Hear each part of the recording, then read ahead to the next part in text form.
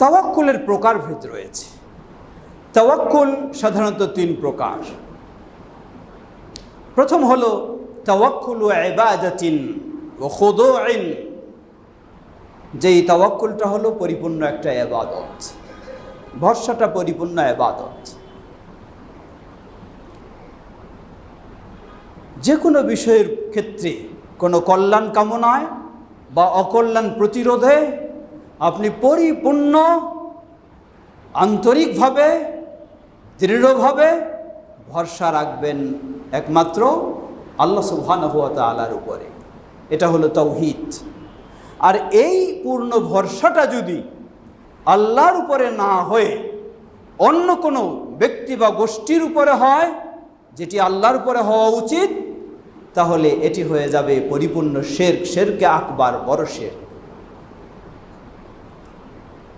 দ্বিতীয় প্রকার তাওয়াক্কুল, আল্লাহ সুবহানাহু ওয়া তাআলা প্রতিটি জিনিস মাধ্যমে সেগুলিকে বাস্তবায়ন হয়। উদাহরণস্বরূপ, প্রতিটি জিনিসের পিছনে আল্লাহ সবাব রেখেছেন, মাধ্যম রেখেছেন, উপায় রেখেছেন। উদাহরণস্বরূপ, আপনি একটা জব নেবেন, একটা চাকরি নেবেন, কিন্তু চাকরি তো আপনার ঘরে বসে হবে না, কোনো কোম্পানির কাছে আপনাকে যেতে হবে, গিয়ে সেখানে চাকরি অনুসন্ধান করতে হবে।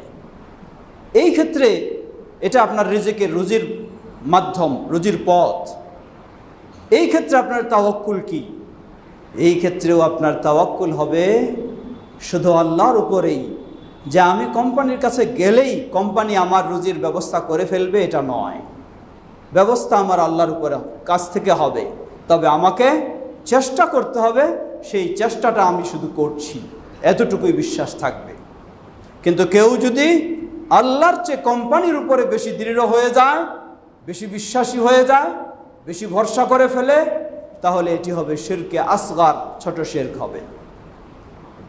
অতএব কোম্পানির কাছে আমি যাব, আমি চাকরির তলাশ করব, এটি শরীয়ত আমাকে অনুমতি দিয়েছে, কিন্তু এটারই উপরে আমি পূর্ণ ভরসা করব না। পূর্ণ ভরসা আমার আল্লাহ সুবহানাহু ওয়া তাআলার উপরে।